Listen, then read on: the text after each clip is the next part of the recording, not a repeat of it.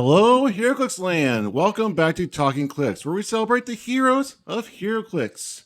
It's a very special 100th episode since Scott started the show. As always, I'm your host, Wespool. With me is my faithful co-host for the last 100 episodes in under a year, or just over a year.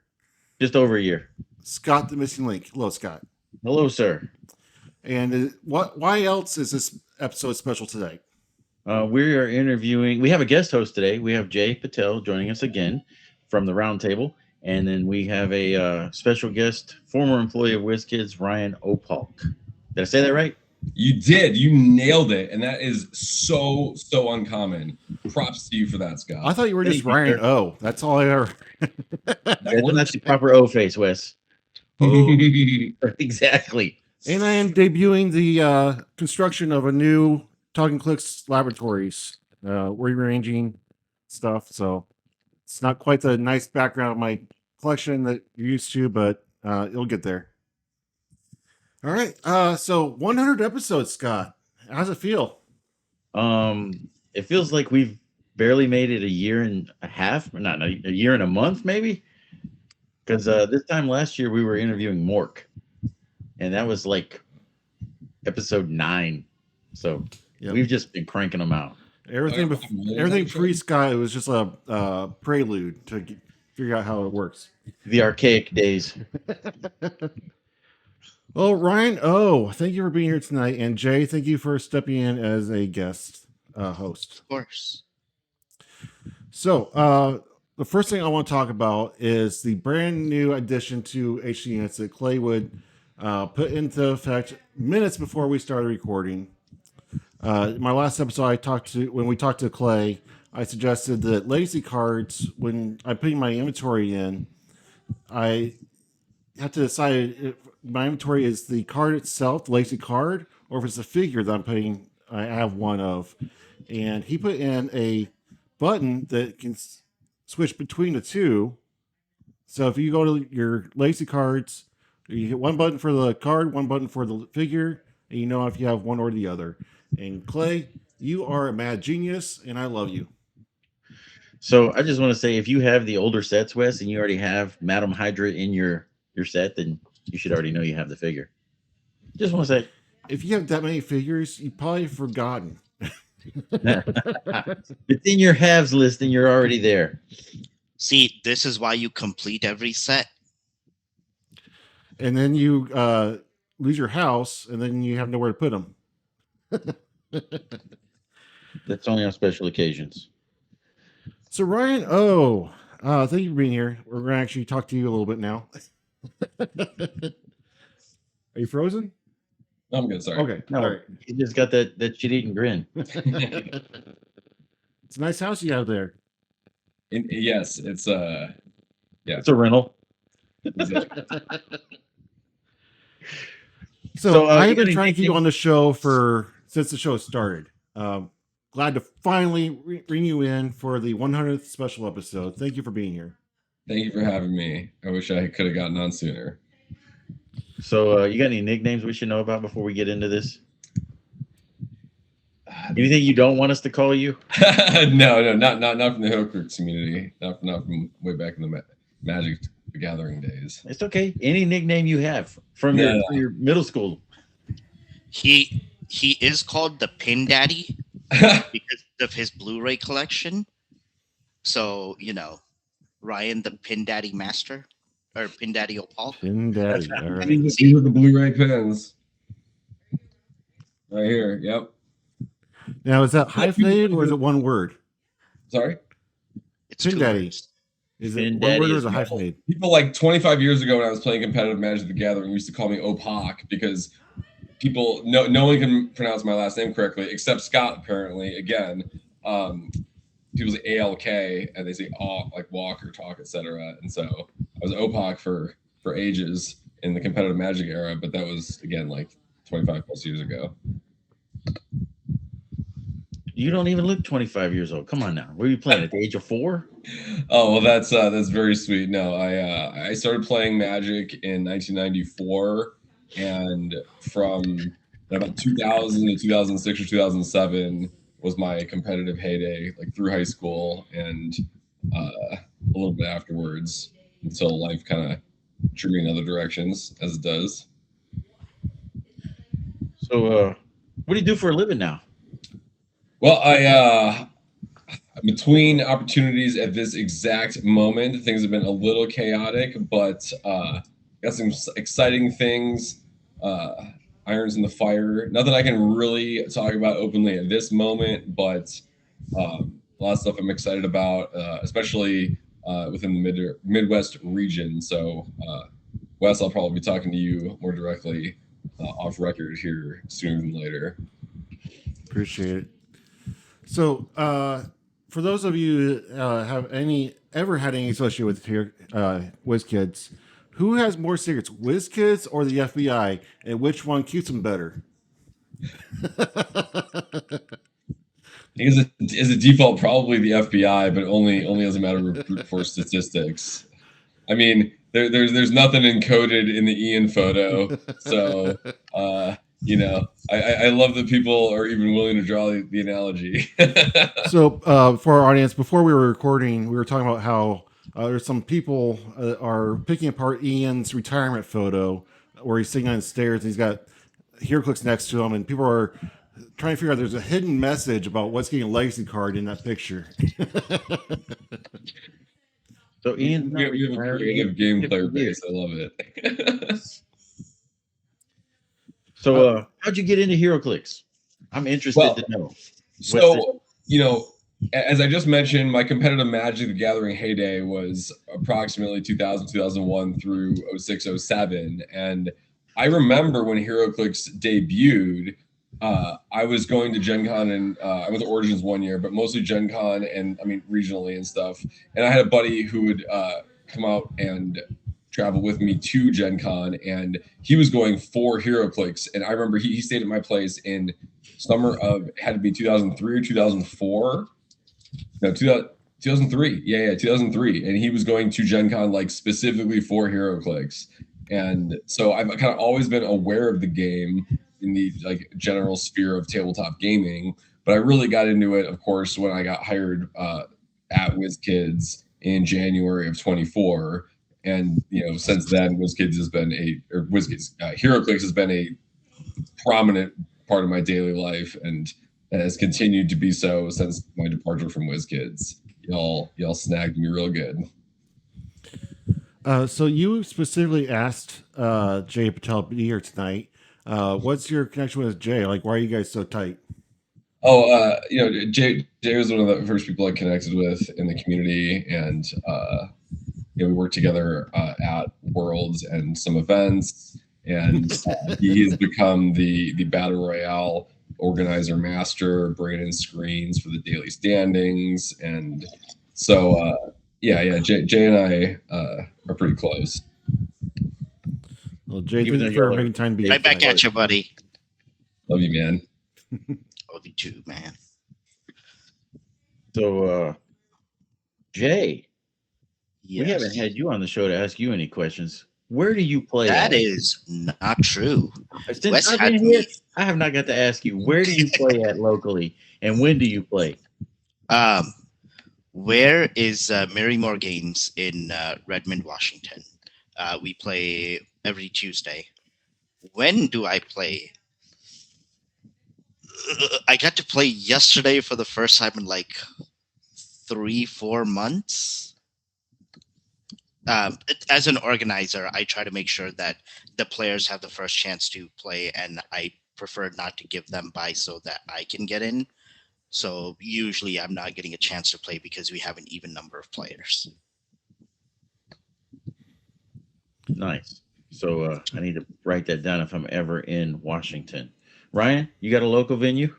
Yeah, a couple actually. Shout out to Red Raccoon in Bloomington, Illinois. They were Gamma Retailer of the Year in 2024, and very well earned.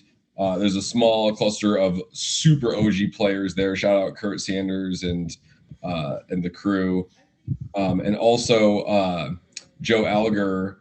He has been doing great work organizing mostly out of the Hidden Lair in Decatur or Mount Zion, Illinois, central Illinois, nowhere.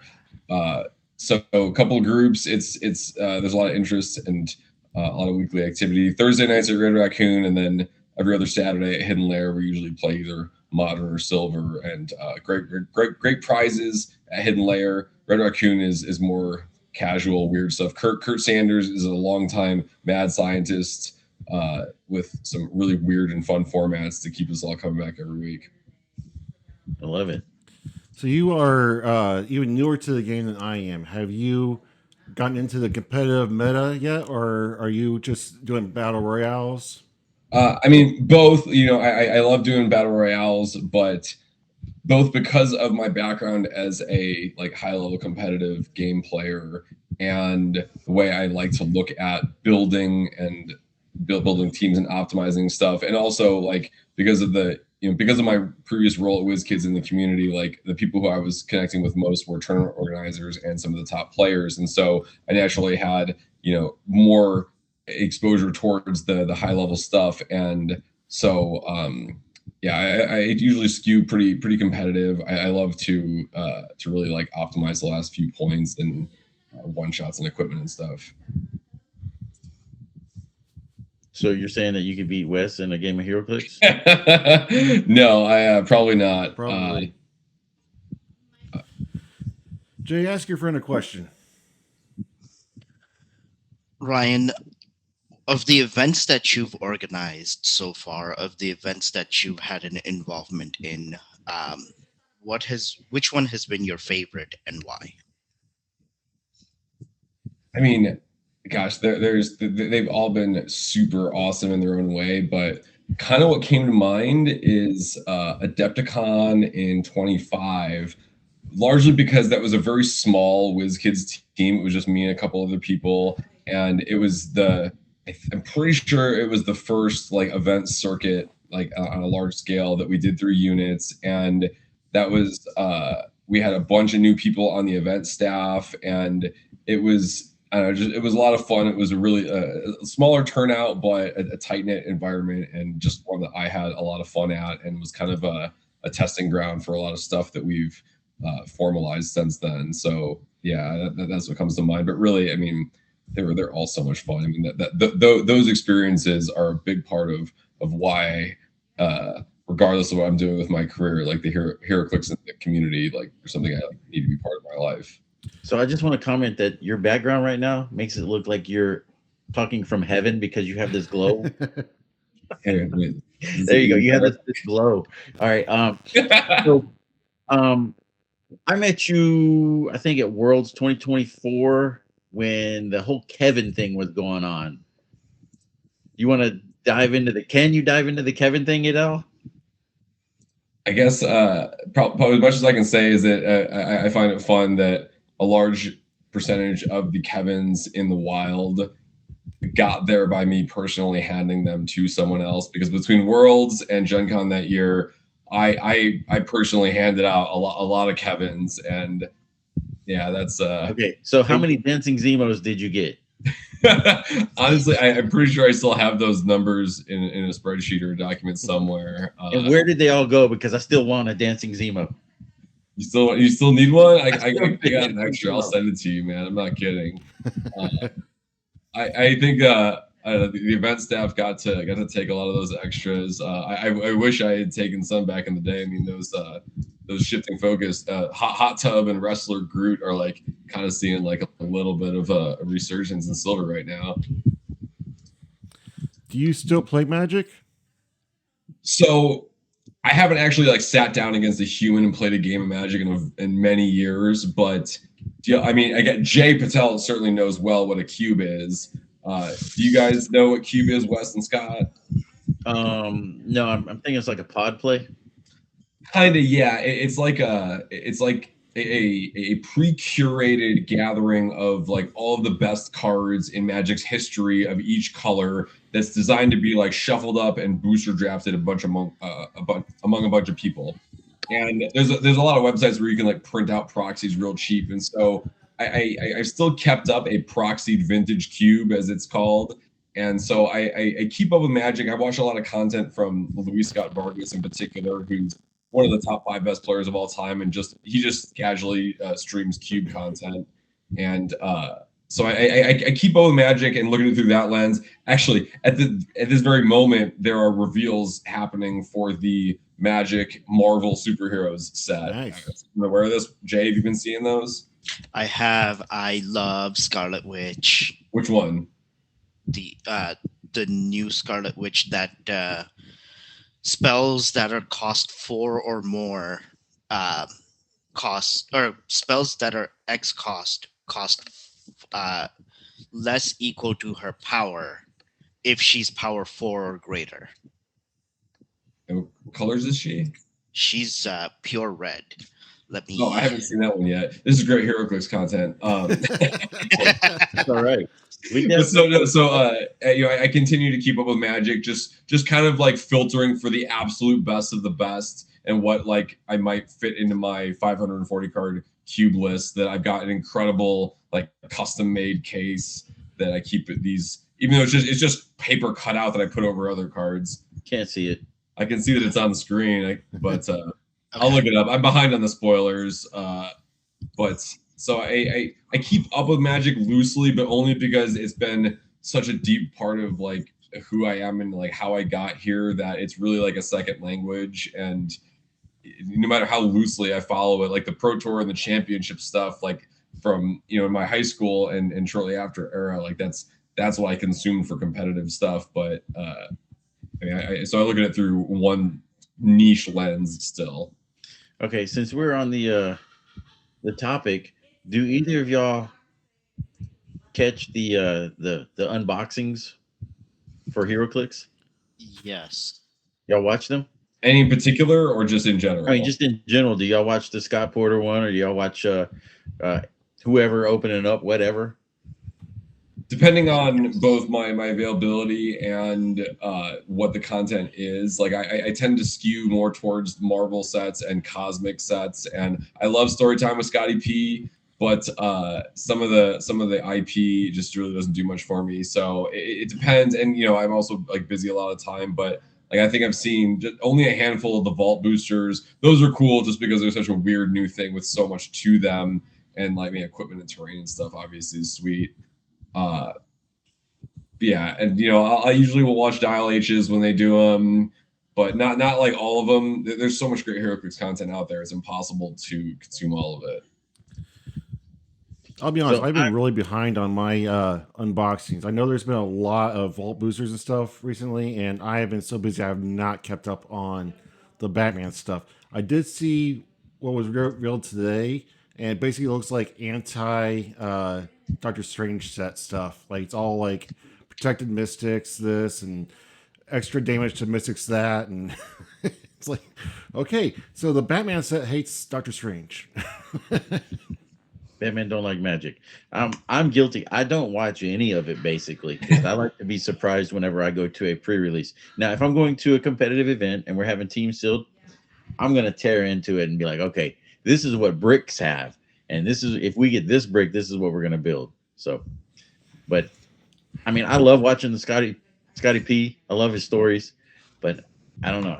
I don't care for watching the unboxings personally. Jay? I have a preference for watching Scott's specifically because he gets so animated and excited for Yes. them. That energy is really contagious. And admittedly, it does hype up the set for me quite a bit. So I love his. There's other very few that I watch intermittently. And by watch, I mean listen to it while I'm driving. Okay, I have a complaint about Scotty P and his. We're getting them all in 5 days. Why doesn't he change shirts to make it look like it's different days? He did that once. I want to say it was one of the X-Men sets, and he would change shirts between videos because he had so many shirts he wanted to wear for that unboxing that he just put a different one for each day. So what would you say is the harder event to organize and run, a Magic event or a Heroclix event? Boy, that's tough. I would say probably Heroclix only because Magic at its scale and volume has had so much more attention and resources put into it that it is far more streamlined and normalized. And I mean, Heroclix obviously has a very rich history as well, but I think that just the sheer volume that at this point Magic's tournament system has been honed to a fine blade and become the gold standard for CCG stuff. And I mean, even as Wizkids is shifting to strength of schedule tie breaking instead of points, like it continues to be emulated in every way it's possible. It's really hard. There's a lot of really difficult ways to make Heroclix analogous to Magic in a one-to-one way in terms of keeping track of things, but like it's clear that we're continuing to do so like whenever possible because Magic has just like perfected it in some ways for themselves, but you know what I mean. So what's easier to lug around at an event, Magic cards or your Heroclix case? What? Oh well, I mean that's an easy question too. I mean, a stack of cards is clearly easier to manage than. Yeah, just put that in your hoodie and you're good. Heroclix, you're taking a case and a map box, but the secondary market for independent makers doing cool stuff with storage solutions has a galaxy of wilder and cooler stuff for Heroclix than it does for boxes of cards. Which, granted, there's cool stuff out there too, but I mean, figuring out how to manage these three-dimensional game pieces has really brought some innovators to the fore, and it's cool to see that. I love patronizing the independent makers of game supplements and storage solutions. My last Magic question is, which is easier to explain to the layman that has never played either game, Heroclix or Magic? I mean, again, I probably have to go with Magic. I mean, they're both highly complex games, but even though Heroclix is a game of mostly perfect information, there's still, I mean, the power and abilities card and that galaxy of colors is a lot to take in, and I have to give major props to people who play Heroclix because it is an incredibly complex and like emergent game, even from turn 1 to turn 3. So Magic is definitely easier. Like in third grade when I learned Magic, I do not think that my fellow third grade friend could have taught me Heroclix in a way that like clicked. So you heard it here. Ryan says that Heroclix players are smarter than Magic players. That's right. I'll stand by it. I'll turn my back on the old days. I'll stand by it. I don't think that my Magic skills translate. Like I feel dumb at the Heroclix table, and that's a testament to the richness and texture of the game for sure. Well, folks, that has been tonight's episode of Talking Magic. Good night. For you, maybe. You're kind of screwed. For you, it may be over. All right, so ask that one. I don't want to get into your Wizkids journey, but how did you get hooked up with them? Like, what was that process? Did they recruit you? Did you just happen to fall into it? So I had done convention like on-site marketing and photography for Gen Con for many years, and the guy that I kind of did that under initially was later someone at Wizkids that helped me get my foot in the door there. I started out doing some freelance work, and then after a couple of years, I managed to take advantage of an opportunity to move into that organized play role. So it was mostly someone I knew, but like he really just helped get the door open, and then I managed to interview from there. Awesome. I mean, thank you for being part of the team and keeping us where we are. It was a privilege. I hope I can continue to affect a positive direction from the side of the civilians. You like shot to stardom as soon as you started working with the company and organizing events, and your name became synonymous with a well-run event. I hope that your successor will be as successful as you were, because you turned the game on its head and ran a fantastic event.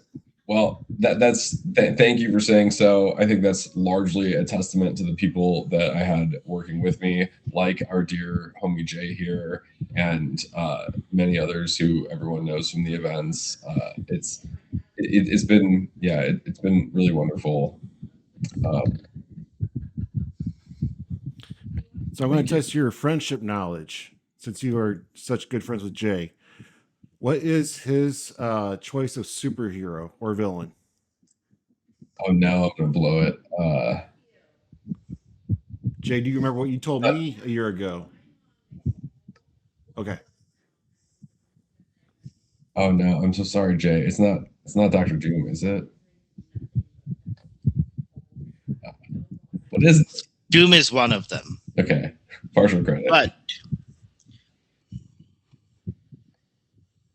Scarlet Witch. Oh, Witch. okay. No, you told me Grid. Who? Grid, the evil cyborg. Grid. Edward. Grid was for something else. We were discussing Grid? figures that we would want to see. You guys made that up. No, Grid's actually a Heroclix piece as well. I'm sure it is. I'm just kidding. Grid is cyborg, but Earth, I want to say 3 or 5. And it's just evil cyborg. Yeah. Wes or Scott, do either of you know my answer to this question? I know Jay does. I hope Jay does. I'm going to take a shot in the dark and say Spider-Man. I'm going to take a shot in the dark and say Star Lord. No, not even close. Jay, you know, right? I think it's Green Lantern, right? Galactus. Galactus. I was closer. Oh, I was in the right universe and in I should have space. thought of that. Yeah. Yeah, I'm aggro. Galactus. Considering, I definitely should have thought of that. Yeah, you gifted me the glossy V1 Galactus that's a centerpiece of my collection for my birthday. And my second one is sitting up here. Correction. All right. My Are you on a third one Heroclix team? Not yet. I'm fielding recruiters to whoever will take me. I'm playing with Wes Summers in teams and at Origins. So you're looking at the Phoenix Nest right now. Whoever will have me. Syndicate 4 points. 4 Take points it. doesn't recruit very often. It took forever to get a fifth person in there. I mean, they're just pointing all over now. It's open season maybe. It's But, a I love those guys. it's a unwritten law that if you own the T-shirt with the logo of a team, that you're a part of the team, and you Well- did just purchase a Red Ryan Clix shirt from our website. How did it fit? I haven't gotten it yet. Oh. It sounds like Scott, it just shipped, right? I shipped it. When did I ship it? Tuesday, Monday. Shipped it Monday. You should have it. No, when did I ship it? I shipped it. Was it Monday? What day is it now? Wednesday? I don't even know. I was like, I should have it soon. Bright pink, right? Yes. Yeah, it's pink. Yeah, can't wait to get it. And Maybe I shipped it Friday. I don't know. I shipped it. Well, you're officially a member of Team Red, White, and Clix now. I'll take it. Good stuff. And if you like it, please tell your friends. We got every color in the rainbow, and you I was can pick from impressed by 3 the different amount of logos. options. And some really cool maps too. Yes, all designed by Mr. Jay Patel. Man, Jay, I still cannot put enough words on that indoor red, white, and Clix map is so good for wall crawler trait. Oh, I haven't got to play on it yet. I actually got to play for the first time yesterday. I got my copy and I put it in the queue because I want to avoid certain maps in it, and it just worked out perfectly to where I was able to include 2 of the RWC maps, the Swamp Temple and the indoor one, which I think I should have given it a name as opposed to RWC indoor. But given that they were the first 2 indoor and outdoor, I opted to just leave that be. So, since you are the primary designer of all 3, do you have a favorite?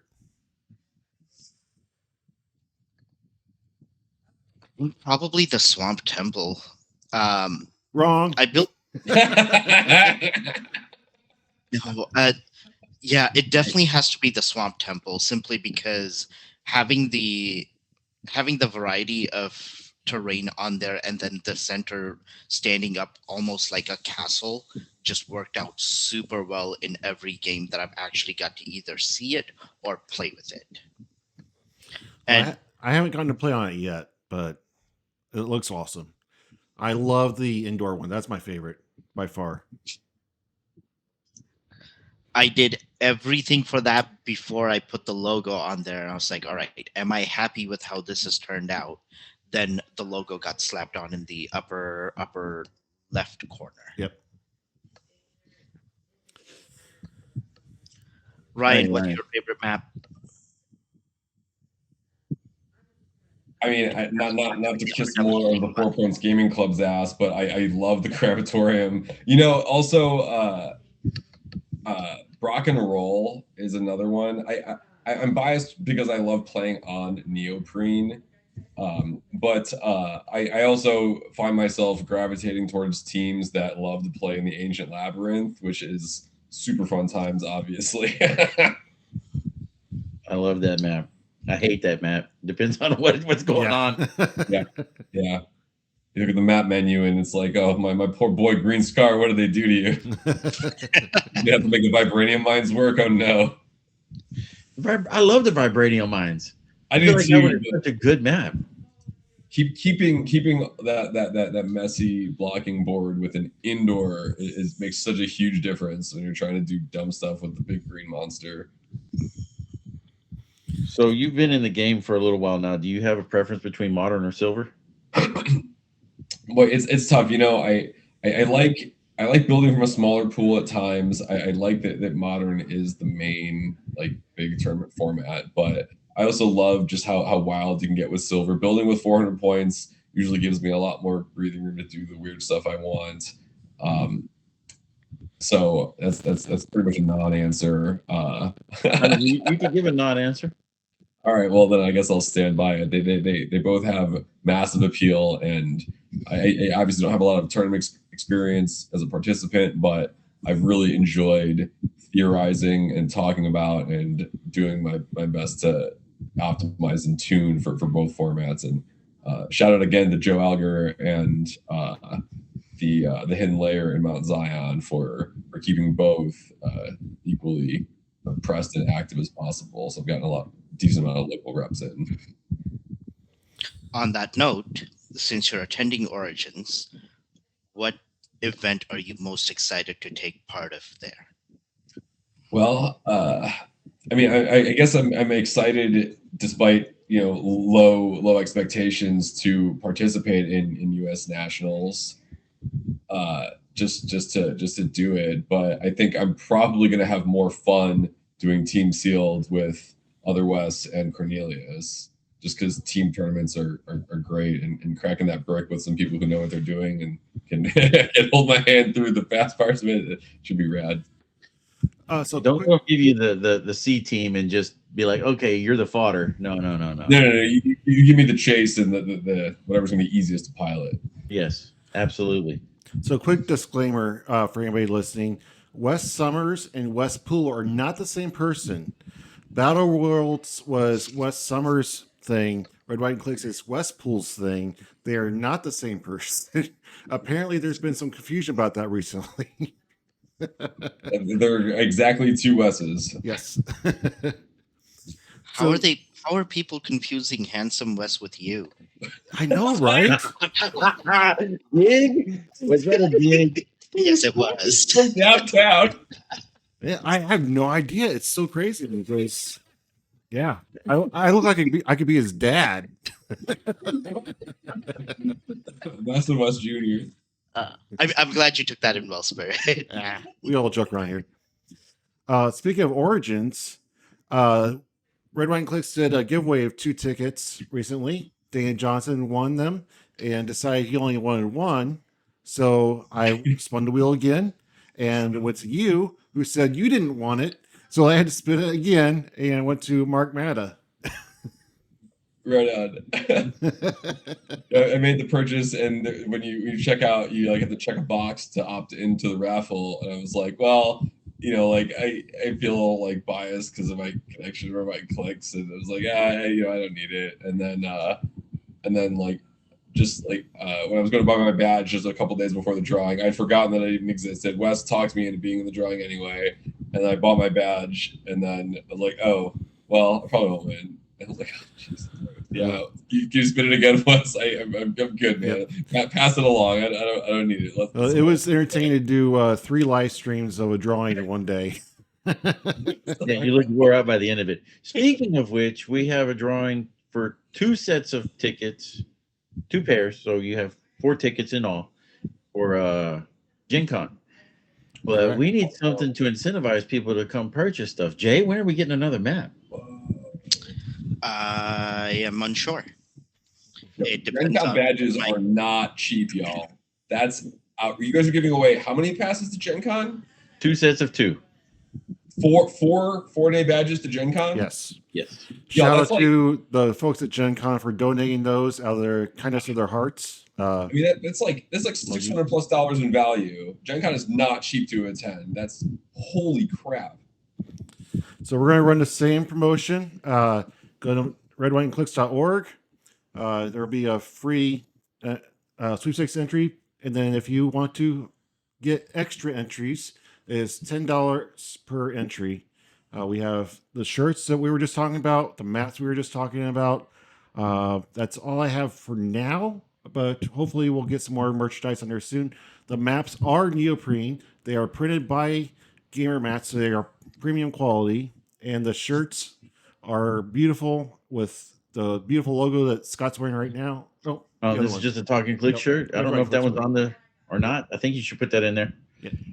And then Red, White, and Clicks, we have the original logo with the damage in the R and the I don't know what you call that inside the eye for the white.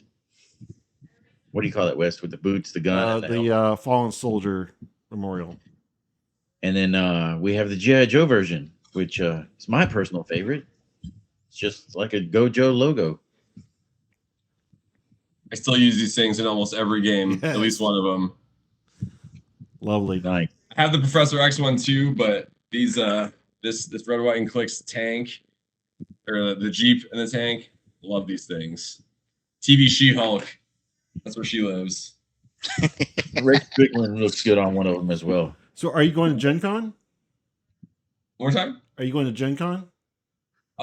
Probably. I am, and you know, I'm looking forward to purchasing the new maps. But Wes, you cannot put me into this drawing, even if you say I should, because I worked 11 Gen Cons as event staff coverage, like doing photos and stuff, and Gen Con hooks it up. After 10 years of event staff service, you unlock a lifetime badge as an attendee. So I never have to pay to go to Gen Con again, except for everything else that costs $1 million to go. But the badge, I'm good on that for life, which is crazy. It makes me sound old too, because I am. But so I will be at Gen Con at least a couple days. There's a group talking about True Dungeon like we did last year, which was awesome. I'm going to go as long as I can. It's Gen Con is deeply personal to my and important to me. I've been from 2001 until present. There's only 4 years I didn't go to Gen Con. It's really Gen Con is at the heart of everything I am as a gamer. So yeah, I'll be there at least a bit. Wes, Gen Con's not far from you. Have you ever been? Once. I went in 2004? No, 2003. Jay, you been to Gen Con? Yes, my wife and I went for the first time in 22 or 23. But we went for the first time. It was also the first time I took part in nationals. It was 22 because that's when the X-Men OP stuff was going on. I went in 2010 and 2011. Gen Con is its own world, basically. Yeah. If you don't like the game, if your game's not playing the way you want it to, there's so much other stuff to go get into at Gen Con. Like, there's auctions. I remember one of my buddies got a inflatable life-size Hulk, and he blew it up, and we were hiding it in the bed or hiding it in the bathroom. So when people would come in late, be like, "What the hell is this?" And we would carry it around. It was our eighth wheel because we had 7 of us there, so we had another guy, the Hulk. It was doing photo coverage and marketing for Gen Con was so cool because I kind of got to go everywhere and see, I mean, a little bit of everything, and run into some presentation or event and snap some pictures and move on. And that all access badge, it was a lot of fun being like, I don't know, this camera is for Gen Con. Let me zip in here for a quick second. And it was a really fun way to see a lot more of the convention than most people do or can. Even though I was only experiencing it in little 5-minute bursts, it was I wouldn't be able to go to the convention otherwise. So it was great, and an opportunity that I cherish.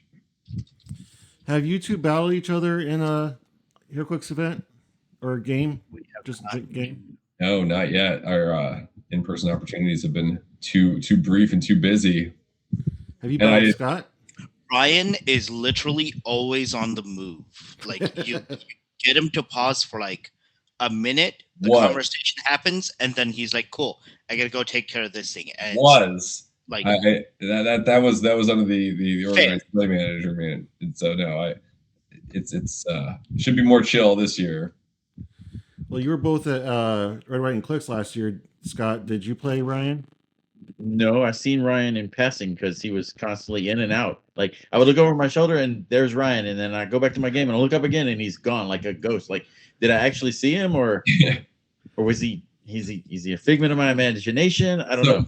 Red, White, and Clix last year was like kind of like my actual like first like big event that I attended more as a fan, and I was still. I mean, it's crazy to think of how little I understood about the game back then compared to where I'm at now, and you know, I was still like, you know, when I arrived at the event, I picked up a bunch of stuff from Jay Major.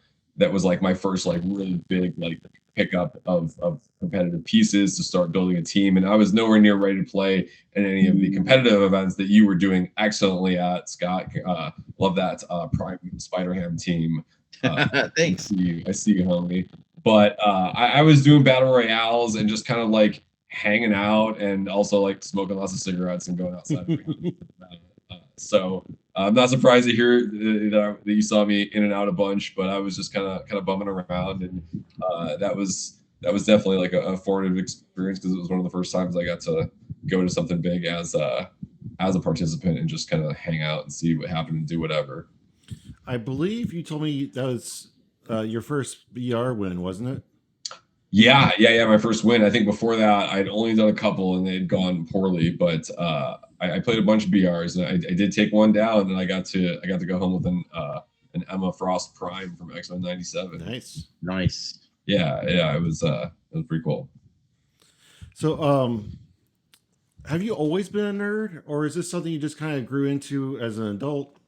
Oh no, always, for sure. I mean, my dad was a former punk rock musician and then comic collector, and so in the early 90s in the Chicagoland area, he was going out and combing comic stores all over Chicagoland every Saturday, and I would tag along with him. And after a while, started seeing Magic cards in the cases and was like, oh, what is that? And it kind of all like spiraled from there. So yeah, it's literally in my genetics. So since you play the battle royals, is there a proper way to open a booster? With a knife from the bottom. No, from the bottom. You're dead to me, sir. You're dead to me. You've been dead a long time, buddy.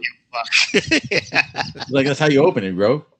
Yeah, with a knife from the bottom. I mean, I had it locked and loaded without realizing it, so obviously that's how I feel. Now I'm really looking forward to the next segment when we get there. Well, I'll have a knife, so.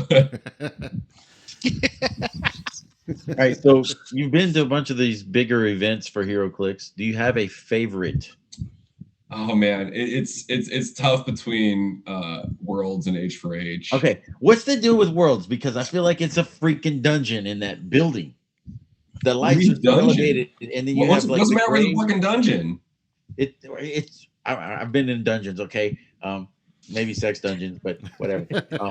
Well, this will be different, but I mean, all right. The walls are gray, and then it just turns black, and then the lights are way up there, and they start to give me a headache.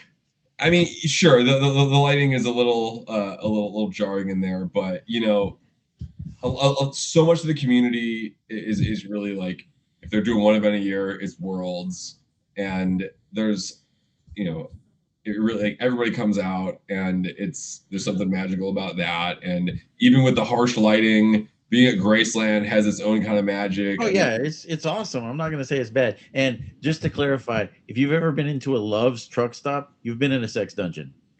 And you know, I also realized that I totally botched that question, and thank you for not giving me crap, Wes. But Red, White, and Clix is pretty rad too. Oh. I mean, I've only been to the one so far, but No pressure at all. Like Just want to say, the chairs last year at Red, White, and Clix, the best.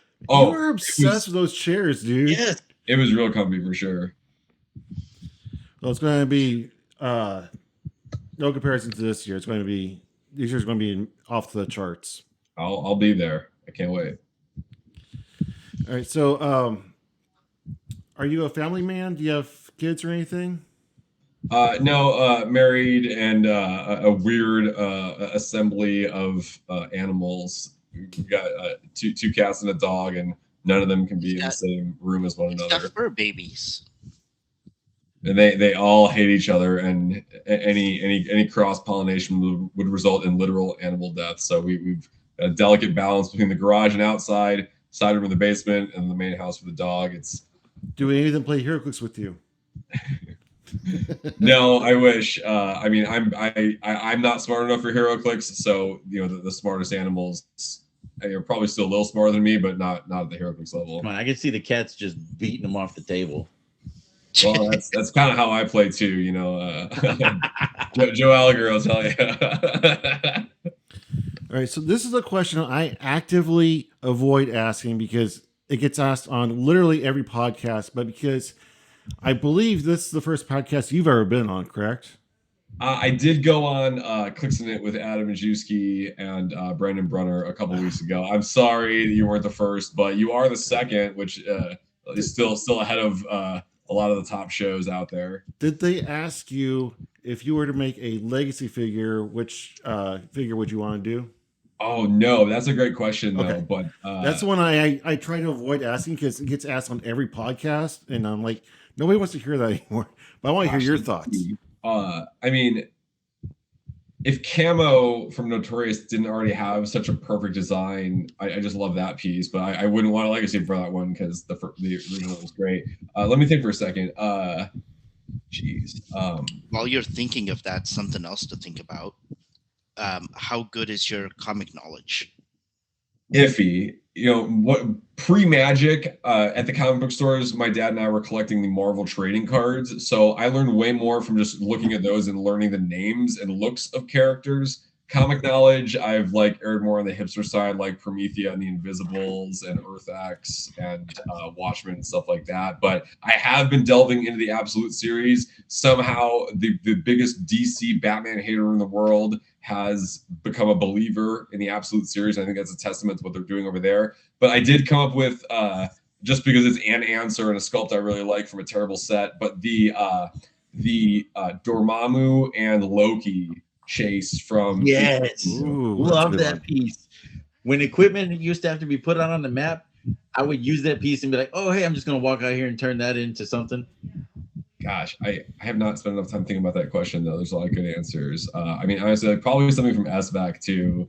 Like Leonardo the Venom is just a piece that would be really fun to see on the table. Though I keep naming chases, which they almost never do legacies of. So hopefully it's a situation like Lantern Legacy or where they're including some chases. So, if you were to win Worlds, what character would you design? Oh.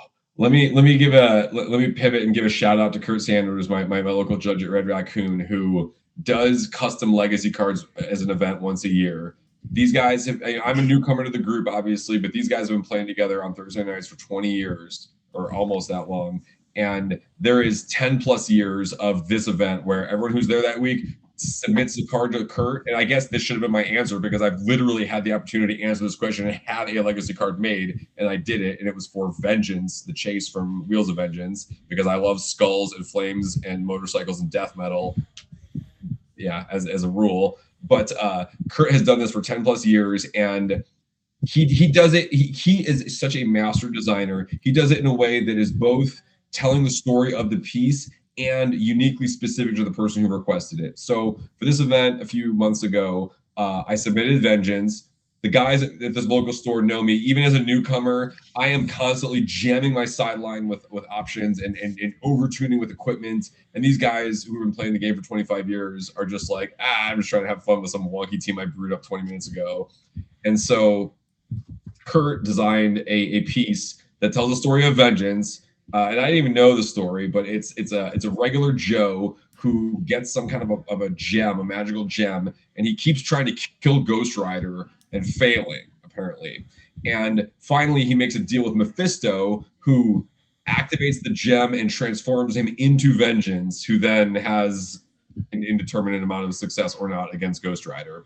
And so what Kurt designed for me was a piece that was a sideline active, because those are my favorite words.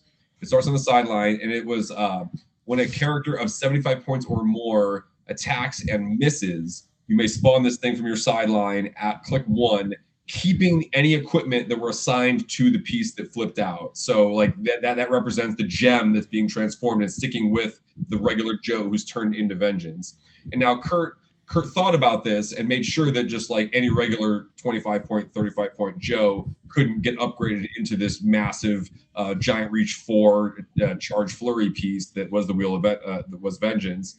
And so the 75 points was tough. And the event I played it in, instead of taking the angle of a regular Joe, this is the only time I've talked about I'm a competitive builder. I don't care about themes or characters unless theme is itself mechanically beneficial. This is the only time I ever built a team to tell a story. I played Legacy Captain America from Collector's Trove, the one that makes the entire Avengers as an activation. And I played Vox Ignis as my prime and multiple other Ghost Riders at high points with a bunch of gems to try and keep the build small, with Vox Ignis contributing to that. So I could, it was the corruption of Captain America. Mephisto was on the team with no other MOE. It was just a bunch of flaming skulls and devils, and then pure Captain America, who would ideally, he was also wearing the 30-point Pick a Power Infinity Gauntlet equipment. So he's getting aggro as hell. He's damaging himself to hopefully maximize the gauntlet. You're down on pieces of the team, so he spawned the Avengers, and then ultimately when he's low enough down his dial, you can go for it. You intentionally miss an attack, and then he turns into Vengeance, and he succumbs to the corruption around him, and then he's a rock star. That's awesome. That is awesome. Right. Speaking of your digging stuff out of the 90s, I need number 41 out of this set. Which one is that? Which set is that? X-Men 95 Fleer Ultra. 95? Ooh. I can check. There's a non-zero chance I literally have that in a storage unit, but 94 was up until where most of my dad's collections were. I did just inherit from him a pile of binders that were full sets of like everything that came out from Fleer or Tops or whatever from like 91 to 94-ish. I have quite a few of these. Dude, we got to connect afterwards. I sold a bunch. I found some guy in Australia who was like, "Oh my god, we could never get these out there. You have the full sets with all the holograms." That's what my dad was hunting for before I found Magic. He was like, he was dying to find that Wolverine ripping through the metal. I got one. I got one of those. He had one too eventually, but I sold it to this fine gentleman in Australia who paid an outrageous amount to cover shipping for me to ship him a box. Wolverine and Gambit are the ones that I have. Dude, very cool. Of the entire Executioner song, the 6 cards that go series, together. yes, those are beautiful cards on that whole series. The only thing that I kept from that, and I got rid of all the other ones. And those covers were amazing. Oh, I miss reading comics and the covers from the 90s. It was so 90s and 2000s. It was so talking about grit, huge shoulder pad walls. Yeah, shoulder pads and all the fun stuff. and the wonky muscles with the way Rob Liefeld was drawing them, I think, at the time. Yes, he always had extra pockets and belts and shoulder pads and never have feet though. How excited are you guys for the X-Men 97 sequel season? It's already been approved for 2 more seasons. Have you finished it yet, Wes? I finished it forever. I finished it before the X-Men site came out. I had a unique experience with that show. I remember the original run, like the first episode when that theme song kicked in. It was like, holy crap, that like spiked the nostalgia spot that I didn't even realize I had. But I that was before I had really gotten into things. Here's another props to Red, White, and Clix. And I like, it was cool. I enjoyed it, but I didn't finish it all, and I didn't stick with it. But then Red, White, and Clix is where I jammed X-Men 97 Battle Royale after Battle Royale, and really got to know the pieces and that set as a full experience. And then when I went back and watched it later, it was like, oh, like all of these names are resonating. Like, oh, that's who Oliver Trask is, and that's why that one bishop makes the adversary, and like Madeline Pryor. Like, oh, it was really rewarding to be able to like connect everything I was seeing on the show to something I had like experienced or thought about on the tabletop. That's why I love Storytime with Scotty P, because I don't have the comic book background that a lot of players do. So I watch his unboxings and I get the background behind a lot of the characters, and then that means that much more to me because now I know who these people are. Sometimes you find something new to get into.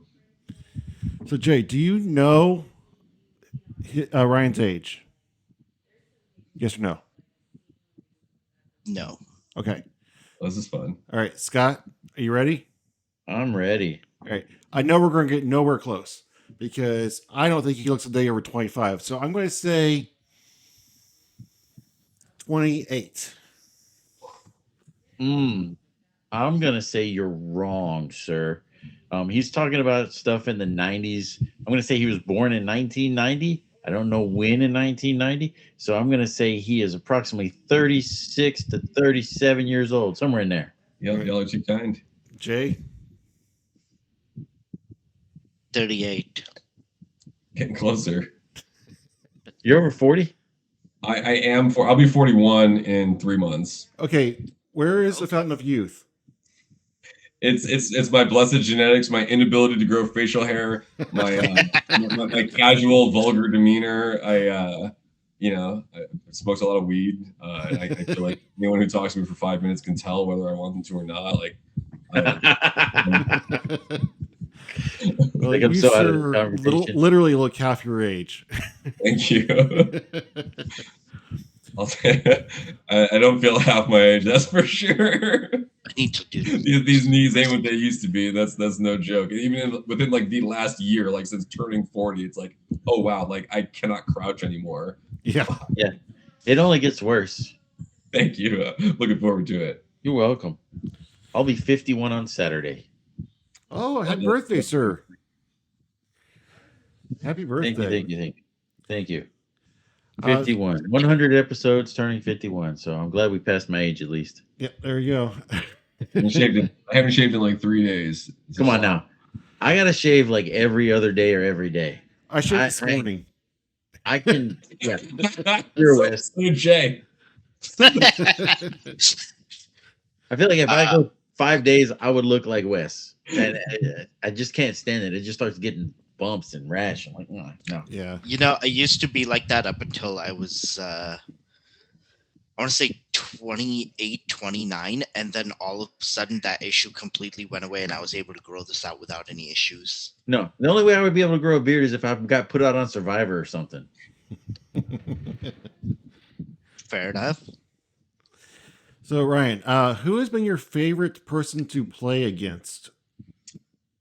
Boy, I mean, what comes to mind immediately is Matt Liner, only because he's local-ish to me, and in my extremely limited tournament experience, I have gotten paired against him, one of the best players in the country, a disproportionate amount of times. On a random Saturday, or maybe even a Sunday, I got a bug up my ass to drive 2 hours to the suburb I grew up in, actually, to go to Rob Peterson's store for a CCO Pulp regional, and I got paired against Matt and got smashed. And then Matt made the trip down to Hidden Layer in Mount Zion for Joe Alger's Silver Age event one time, and he showed up and was like, "You guys, like, we're fighting for second." And sure enough, Matt Liner took down and won the brick with Phoenix Force Thor. And then at H4H, in the 130-person infamous Venom sealed event, I got paired against Matt in round 3. and he predictably mopped the floor with me on a map that I chose and had no idea how to navigate. I was like, "Oh, Sailor's Dream seems cool. Like, what is all this? None of these guys can see each other. Oh no, what have I done?" But Matt is fantastic because not only is he like helping you optimize and do what you're trying to do and figure out a way to execute it, he's also on his turn. He thinks out loud like no one I've ever played a competitive game against before. You know exactly what he's trying to do and working through it, and it is really cool to see in action. And he is a world-class player and a class act, and great for the game. And yeah, shout out Matt Liner. Do you go to this Battle Royale event?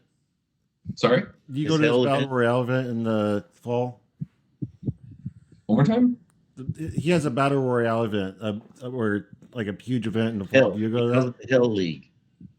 Yeah, the Hell League. You know, there was 1 year that he ran that out of Red Raccoon, my local venue, but I couldn't make it, and I'm still sad about it to this day. But I know he runs events all over Chicagoland. I think he's been playing more than running events lately, but I know also I think the Screaming Monkey or something out of Northern Indiana is a shop that he runs events out of sometimes. I think it'd be a great event for you. Matt It's a lot of fun. Sorry, Scott. Go ahead. Sorry, Wes. I want to give Matt some more props. I believe he is number 13 in the ELO rankings for the combined ELO for the year. So wow.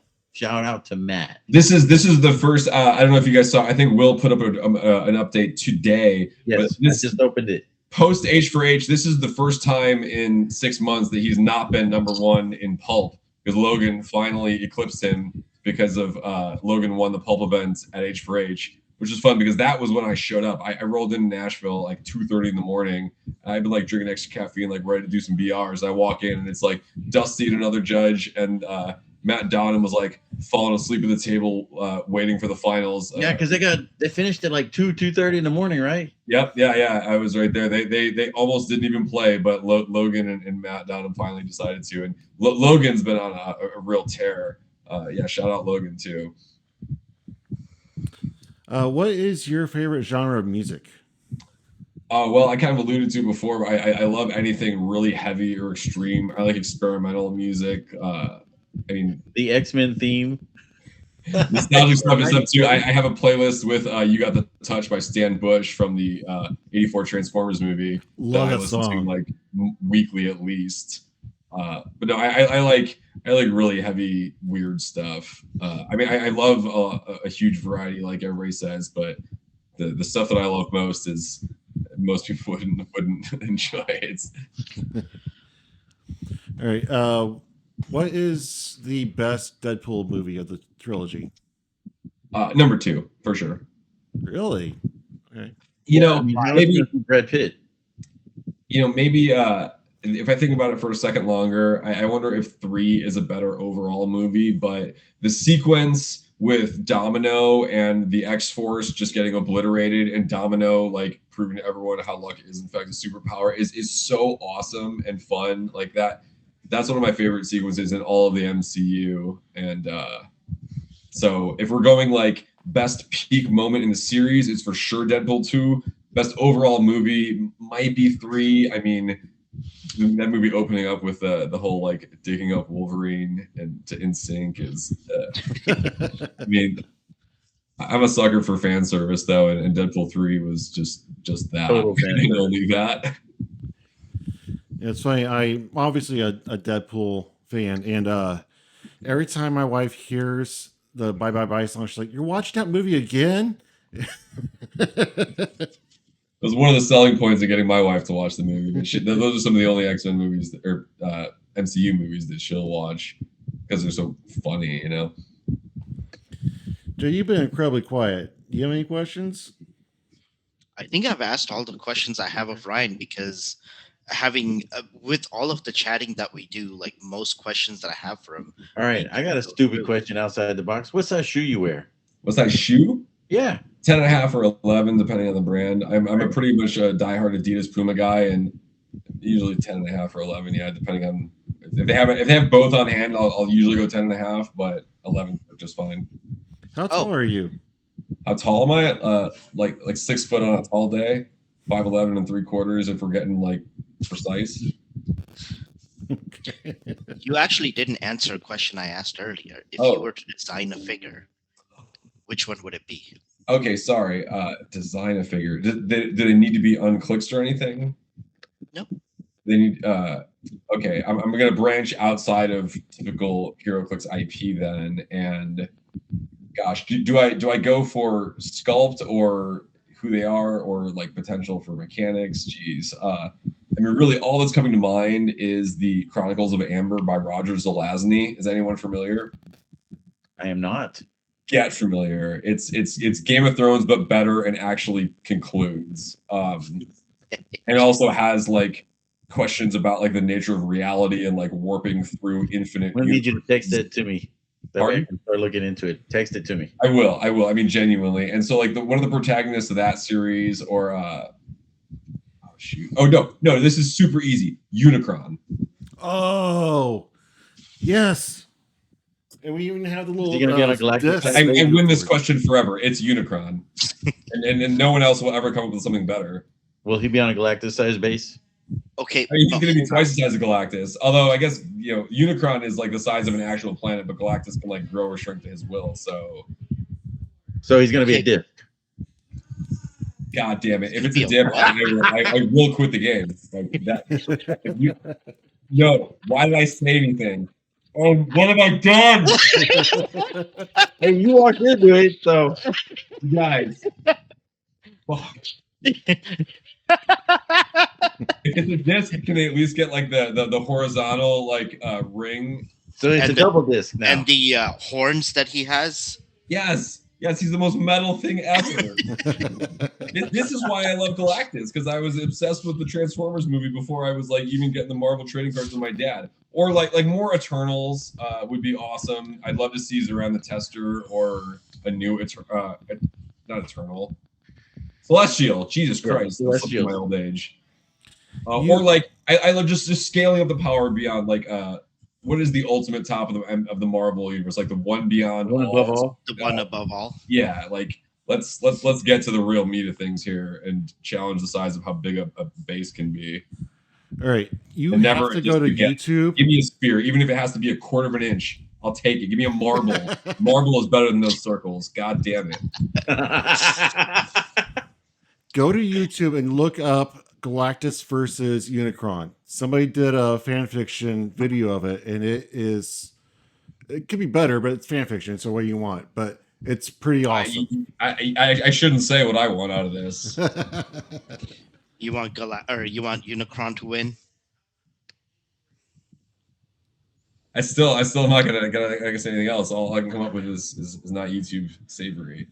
I mean, it's a giant robot versus a mystical planet-eating cosmic being. Not mystical. Who's going to be the better bottom? Passive aggressive bottom. That would be Wes. You're the passive aggressive. I'm probably the passive aggressive bottom. But like Unicron, like he ends up like with that giant hole in his chest when he's devouring planets, right? So I feel like they're the same guy, just from different universes. I don't think there's ever been any analogy to that in comics or superhero type IP.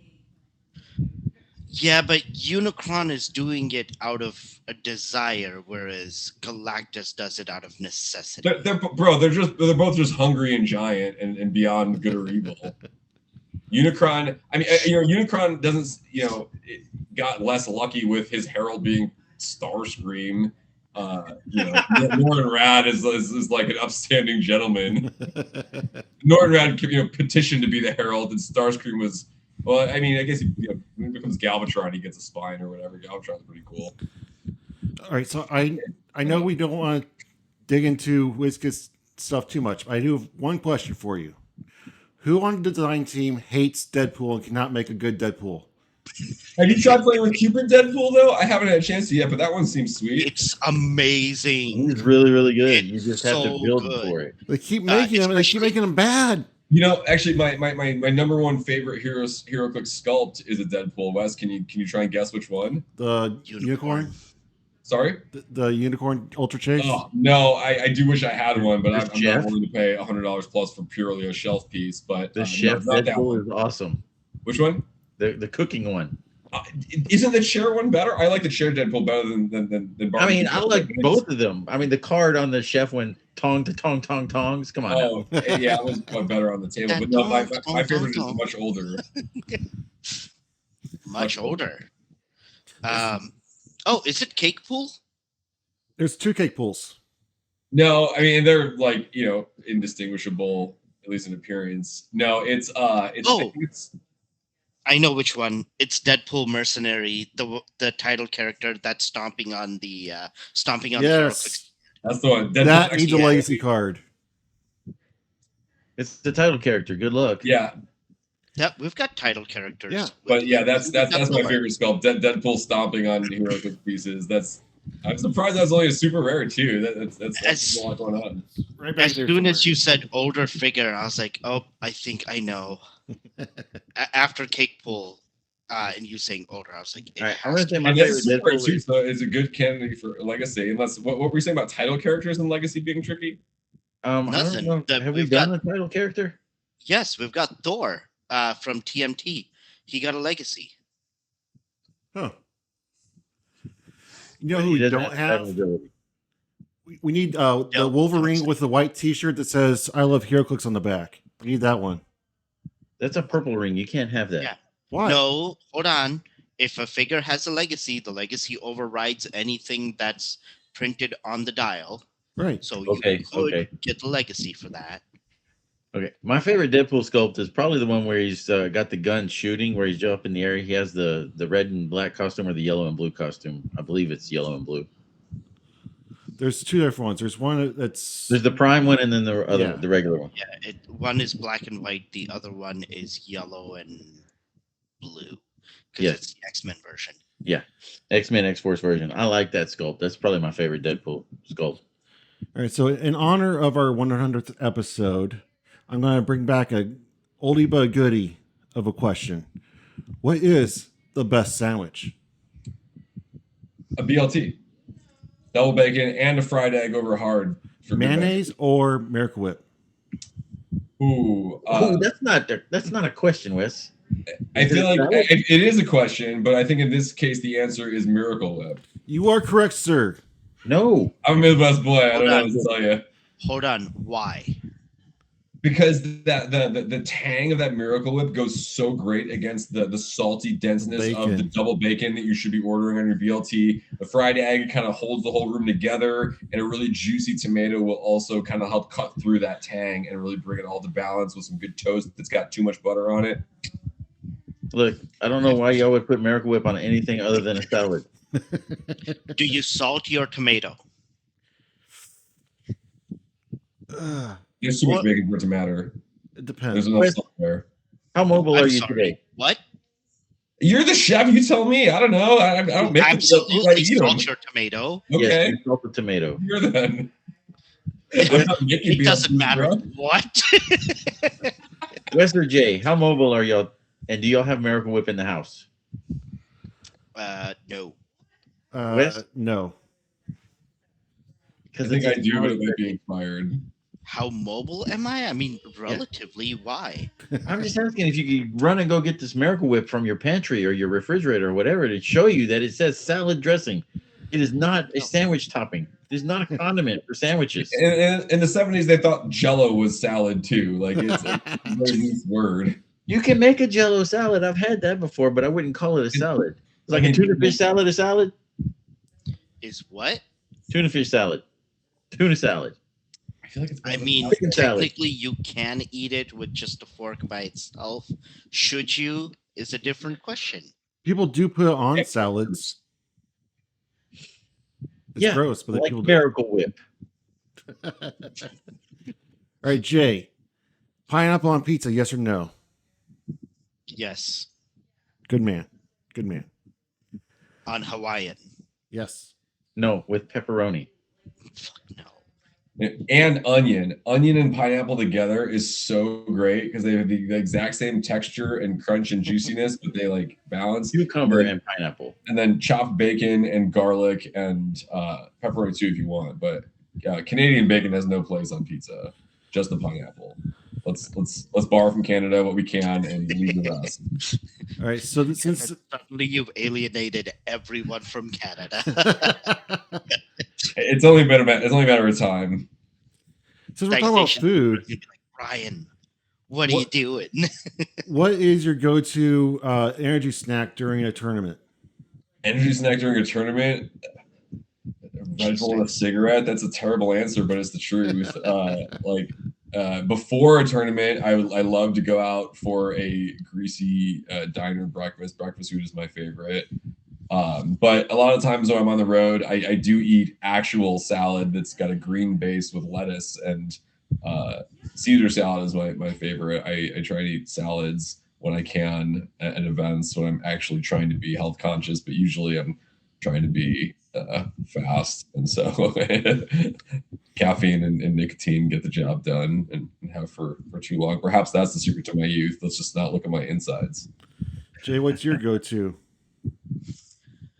Cheese sticks, dried fruits, and pretzels. Good answer. Scott grabs dehydrated cheese. No. If I'm going to an event, That's good. I've had some. Dehydrated cheese is called moon cheese that I can get at an HEB or local grocery stores, and some of them will have it. We got a local place that calls it crunchy cheese. Yeah, it is delicious. I love it. But that's not what I go to if I'm at an event. I carry these toothpicks around that have vitamin B, caffeine, and artificial flavoring that's sugar free. They're called Energy. Does it actually work? Like, or is it just a habit? What's that? Toothpicks. Is it just a habit, or does it actually like give you a little I boost? feel like it. What else can you be alive? Ryan's caffeine and the mind is vitamins blown just as much as mine is. I feel like the caffeine and the vitamins help you focus. So Okay. Well, you did place second at Red Wine Clix with one of those in your mouth, so it must have worked. yes. Now, if you go to the truck stops and you get some of those toothpicks, they may have other things in them like methamphetamines. Only it loves. Maybe. All right, Ryan. We have a tradition here at Talkn Clix. It's called the Clix Questionnaire. And the scientists at Talkn Clix Laboratories have ergonomically designed the perfect questionnaire to penetrate your defenses and to reveal your soul to the Clix community. They will reveal all the Wizkids secrets that you haven't stored in your memory. It is better than True Serum. Are you brave enough to answer these questions? Yes. Dumb enough, not brave enough. Hold on. Can we put Jay on this as well? Yes, Can we get we're both going to do one for one. We'll do Ryan answers the question, and then Jay answers the same question. Okay. All right. answers? What is a compliment you remembered for years later? I remember one of the things that multiple people pointed out on podcasts after I started that really stuck with me and made me feel like I was taking the right approach with the community when I was new was people mentioning on their shows that I sat down and asked them questions about what they liked and disliked about the game, and I was taking handwritten notes as they were going, and the multiple notably at times bristly podcasters called that out and said, hey, like this guy seems like he's listening. That really went a long way and has still stuck with me, obviously. All right, Jay, what's your compliment that you remembered? The first year at Gen Con, on the first day, I got fourth place out of the total number of players that were playing the X of Swords storyline. And on the second day, when taking part of the Nationals qualifiers, I was up against Lucas Van Hollen, and given how good of a player he is, and my team was a little bit of a hodgepodge that I'd put together literally like 2 days before leaving, I was a bit nervous, and Lucas said to me, hey man, there's no need to be nervous. You're a good player. You got this. Just keep going with your turn. And like that really helped solidify that, one, that it's just a game, and two, that yes, I can think through the things. I have a track record of actually being a good player. And it's stuck with me since then. 3, LVH is a class act and just wonderful part of this community. Awesome. I got one other quick one and a side shout out to our boy Manny Kinks, who the last time I built the Silver Age Green Scar team, I sent it to him in my strategy, and he said, "I have no changes to recommend." Like, he probably didn't look at the list very closely, but it still made me feel like I was on the right track. Excellent. I love Manny. All right, I need you to choose your end times apocalypse that is not written in scripture. Is it going to be zombies, robots, the moon crashing into the earth, heat death, Arctic freezing again? What do we got?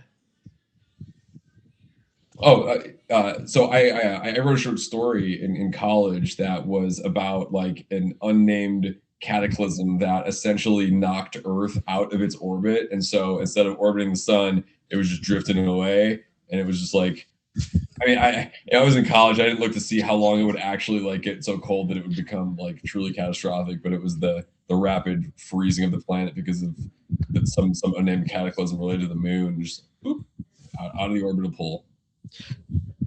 The reason I laugh is because my answer was going to be exactly the same. Every year, we're actually drifting a little bit further away from the sun. So the more gradual. answer would just be that, hey, at some point, Earth is no longer going to be in the habitable zone around the sun, and it's just going to fuck off. All life is going to die because now we can't survive the temperatures.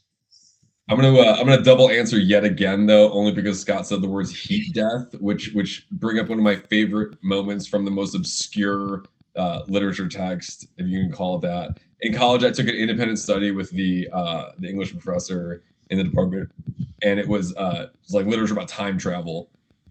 And one of the books I found was called, I believe, The Accidental Time Machine by an author I couldn't recall at this point. But it was basically this like dude invents this machine that every time he hits a button, it jumps him ahead in time. It starts with like 1 second, but every time he hits the button, the amount of time he jumps forward doubles.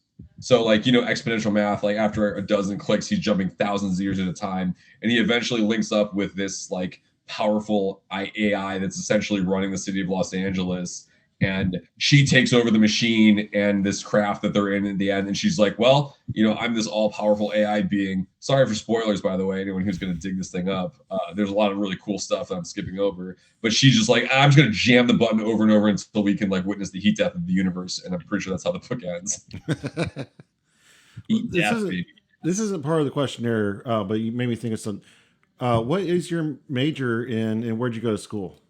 I got my bachelor's degree from North Central College in Naperville, Illinois. My degree is in English with a concentration in writing and editing. So I'm a liberal arts words guy. Nice. North Central? North Central, yep. Naperville is the suburb where I grew up. All right, so your next questionnaire question is, okay. All right. This is a piece of bread, okay? You put butter on the bread or toast, and you go to eat it. Really? Are you eating it with the butter side facing up, or are you flipping it and eating it with the butter side down on your tongue? Is this question real? This is a real question. It's a Dr. Seuss book, for Christ's sake. I mean, unless it's by accident, I still don't believe this is a real question, but obviously butter. No, it's wrong.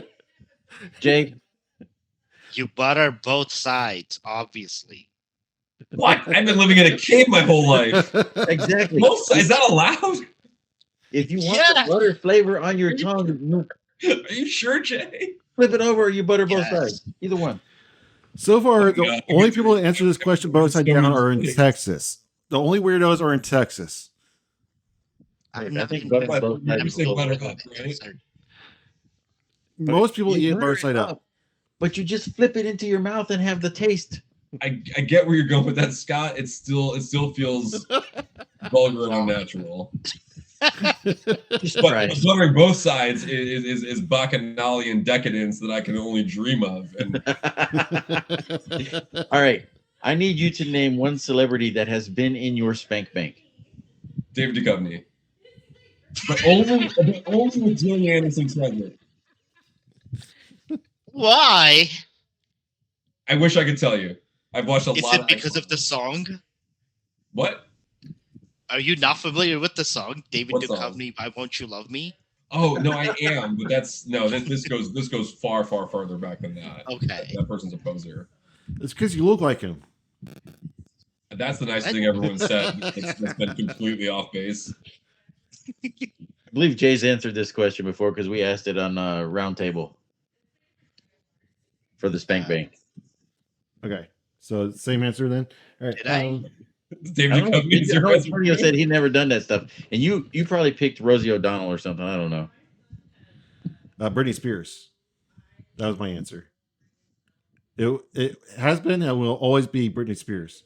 Mine's been Selma Hayek and Alyssa Milano. Bro, Dusk Till Dawn. I rewatched that not too recently, man. That's Yes, You Desperado. I need a have to codpiece automatic machine gun sex machine. All right, Ryan. Do you think that he wrote that Quentin Tarantino wrote the scene where the Yes. alcohol has been given to him Yes. through her feed, Yes, writing himself into that role? yes. That's not a question for you. That's a question for Ryan. Come on, like how could it not be? Unless that's what awoke something in him, and then that was like a pivotal moment for Quentin Tarantino. It's not a coincidence though. Like it's obviously like connected. All right. Leave me alone, Miramax. All right, Ryan. If you're going to be in a superhero story, would you rather be the sidekick of a great story or the main character, the hero of a mediocre story?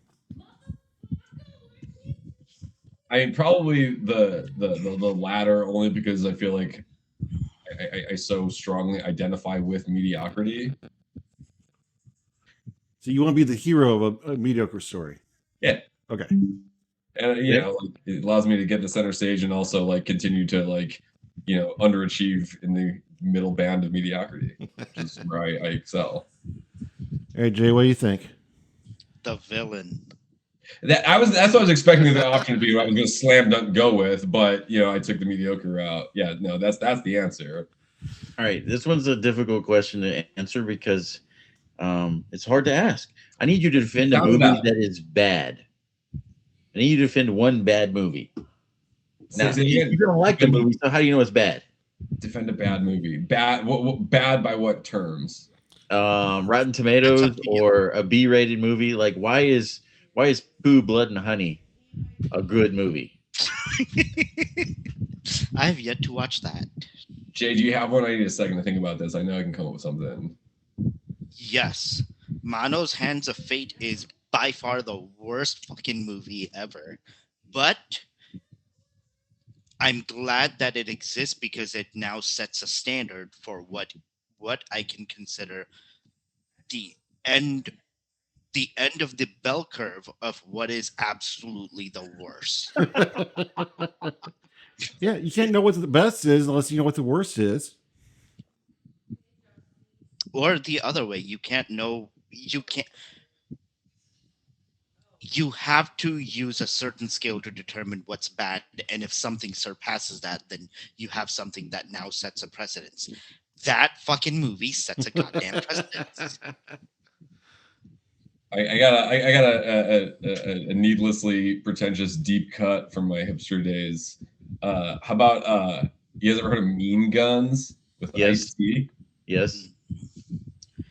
Okay, I have an Why? addendum to this question I want to ask. Hold on. What do you mean why? A Finish gangster rounds the up all of his question. rivals and enemies and throws them in a prison that's not opened yet with a bunch of weapons, and they all have to kill each other battle royale style. And Ice-T's like talking shit the whole time. Are you kidding? Why? It came Yeah, out in but the why do you 90s? think that's a bad movie that you Oh.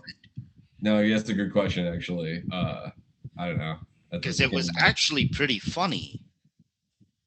But was it meant to be? Jeez. You know, honestly, I'm a Star Wars apologist, so one of the later movies, or Revenge of the Sith, Episode 3. Let's go with that one. That was actually pretty good. If you wanted to go Episode to 3 is episode 1, then we could give that to you. Now, all right, I need you to. I want to add an addendum to this question or something onto it. I need a movie quote. A movie quote. Okay. Ba weep ground weep nitty bomb. What? Ba weep ground weep nitty bomb. Oh. That's what the trash Transformers say before they play Weird Al in the 84 Transformers movie. I cannot believe that I just said that out loud. I am proud of you, sir. Other things. I am Jay, proud of you. I need a movie quote. And honestly, like him saying it and then Optimus Prime being like, what? And then repeating it slower. Like, that's what happens in the movie, too. You set me up perfectly. I know. All right. I will never be just a memory. One more time. I will never be just a memory. Wes, you got one? Your face looks like an avocado had sex with another uglier, older avocado, and there was like something wrong with the relationship, and sex was the only way they could find catharsis. It's Deadpool. Yes. The sweet isn't as sweet without the sour. Vanilla Sky. Yeah. I do recognize that one. That's a good one. All right. Who has taught you the most about Heroclix? Ooh, that's tough. E.B. Azareth Strife. I'm so lucky to have had access to so many of the best players in the game. Like that's probably what like helped me get going with it quickly. Is that when I'm like asking for team input or strategy. As though before I really understood the game, as if I do now even. Az would, and Az plays a different team every week, and we're talking ELO. I mean, he's been number one in the modern ELO basically since Red, White, and Clix. Props to Az, and like comfortably, like he's like Ant-Man and Silver, like a couple hundred points over the next people. Az would give me a breakdown on how his teams would function in a way like you would explain to a 5-year-old who's never heard of Heroclix, like very just broad stroke strategy and. It's probably us or the local guys at Red Raccoon who know the rules very well and always answer like, can this guy see that guy? No, stop messing up elevation. Jay, it'd be somebody from Boise, the person that Eric Mucky is his name, and he was the person that took me to the convention where I actually got to try it out for the first time before the first set was before the first set was released. I had a very passive interest in it at the time. I bought a few boosters of Infinity Challenge and then stopped because of school for like a year. Critical Mass came out and Eric got me back into it with the Silver Surfer that had come out in that set. And explaining the new powers and then some of the rules changes, he probably had the biggest impact in me learning the game to the point that I've actually continued playing it rather than, playing it passively every now and then to being, the yeah, we can see that. I have an interesting side tangent to that. The person who taught me the most and the person who made me the player I am today are not the same person. When I first learned to play, and I had to learn the base knowledge of everything, so the quantified amount of knowledge came from one individual, but then I started playing at another venue, and somebody else took me to a whole different level of playability and competitiveness, but the amount of knowledge was not as much. But he taught me a much better player than the base knowledge guy. I mean, yeah, the base knowledge guy is just giving you the base and then giving you the first steps. Yeah. All right. Ryan, would you rather sneeze glitter or cough confetti? I guess cough confetti because I feel like it's just like a little bit easier to clean up, and I don't want to be like ruining people's situations with my. You would hate to have the glitter all in your car.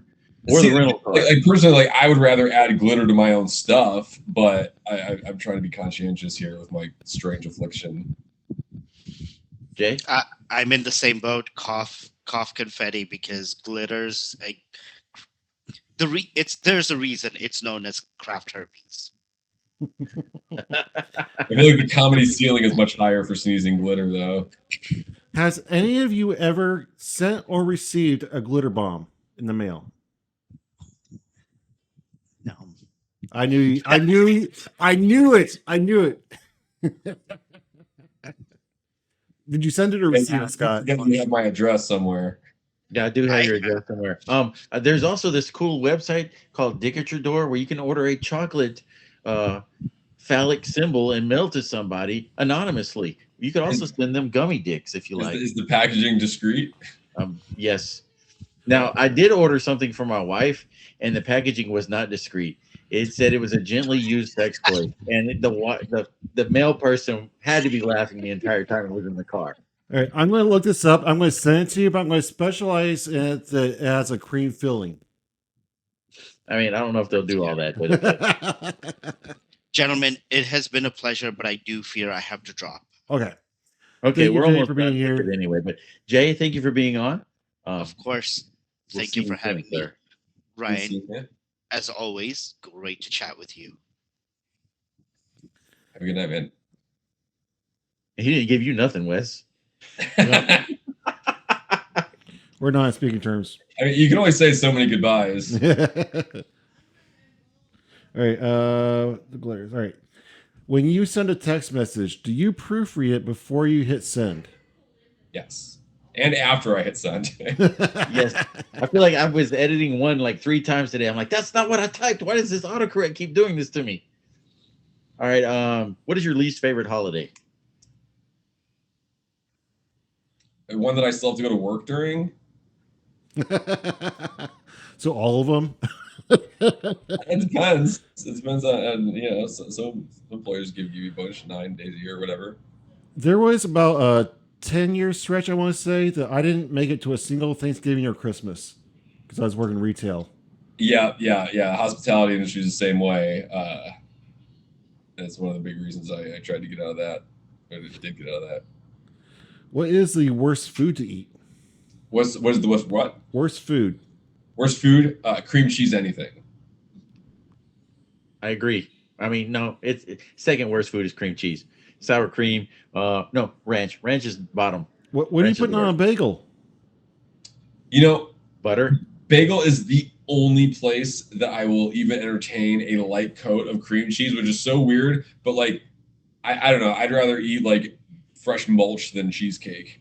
Right. All right. Would you rather fight one horse-sized duck or 10 duck-sized horses? Boy, maybe just the one horse-sized duck, but like, honestly, just the sheer weight of the thing. Maybe the answer is the army. I'm going down either way, man. Just make it fast. Would you rather age physically or mentally? And how old is my age locked if I stop aging physically? Right now. I'm gonna say 30. Oh, Oh, okay. well, obviously I'll stop aging physically. Yeah. Okay. All right, sir. Do you know what a haiku is? Of course, I'm wondering is it 575? It is 575. Yeah. If I put challenge writing. you to create a haiku in 2 minutes, and Wes gives us the topic, would you accept said challenge? Yeah, I mean, I 1 year for Christmas when our family didn't have much money, I wrote personalized haikus for everybody. I love it. I love it. I feel like this is going to be a real challenge. You now. see me scoot up so I can get onto my keyboard here? Like, yeah, let's go. I love a writing prompt. All right, you guys ready? The topic is Unicron. Go. Unicron. Man, I have nothing about Unicron. All right, let's go.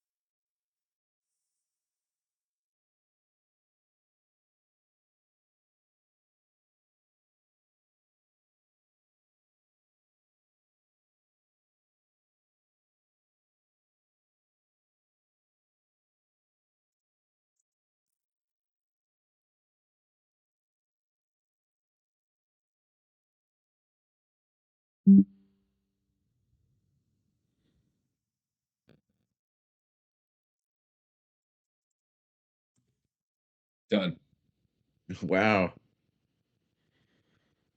I hope I got the syllables right. I even tried to remember the way that haikus are supposed to like pivot for the third line. All right, you got about 30 seconds, Scott.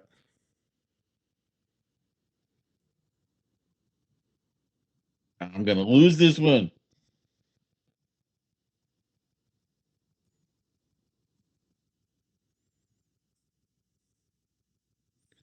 Yeah, I'm getting way too many text messages for 11 o'clock at night.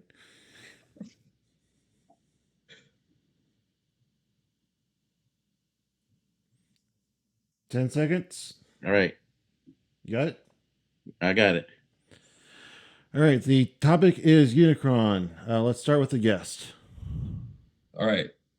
Smashes Cybertron, forges Megatron anew, embrace the Matrix. All right, Well I like done. it. I like it. Really good. I'm going the opposite direction with this. Trash eating giant could not beat some robot guys. Why does this guy suck? I think Scott's is definitely better. Yours is definitely more accurate to the. I'm just summarizing the movie. Well, that was entertaining. There have been very few people who have stepped up to the challenge of challenging Scott, and you, sir, have done the best job by far. Well, So you beat me? Thank you. I'm winning. I'm happy I contended. I'm not willing to acknowledge. I'm going to call it a tie. Okay. But he did. I mean, That's- he that's I just went stepped up. complete opposite of what he did. Like he's describing Unicron, I'm just describing the movie. I started out trying to get the word giant in that first line, and I don't know. Then I started thinking about that opening scene where his hand comes down on Cybertron, and just trying to go from there. The whole section while you guys are writing is getting edited out, but your face was pretty funny. You were just like so intently just staring. With me, Yeah. Oh, I I was didn't even counting look. I'm syllables, trying to man. type mine. and it leaned close too, so you probably got a nice up close look of my poetry face. So you don't even get to see it because he usually edits that part out. It's like 2 minutes later, Yeah. Okay. SpongeBob one then. eternity later. Hopefully, maybe you still will. All right, Ryan, are you a morning or evening shower person? Boy, I mean, honestly, like both. It depends on how early I need to leave the house. Generally, I go more towards evening, especially if I've got like product in my hair. That's a factor because I don't want to go to bed with product in my hair. But I'm also like an endlessly sweaty person, even though I prefer the heat. So I don't know. A lot of days it's both, but generally speaking, evenings if it's just one. All right.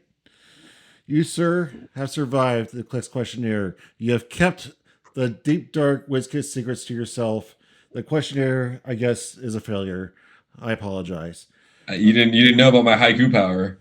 No, I didn't. I mean, once you said you were a writer or English/writing, I'm like, okay, I'm gonna have a challenge on my hands tonight. Yeah, I knew how many syllables were in each line of a haiku, and that the third line is supposed to like pivot somehow. I can't remember. I don't know how it pivots, but I feel like I've been doing haikus just in my head since I was in middle school, and ever so often I'll get into a tangent where I'm just like writing haikus. It's like the scholar's limerick.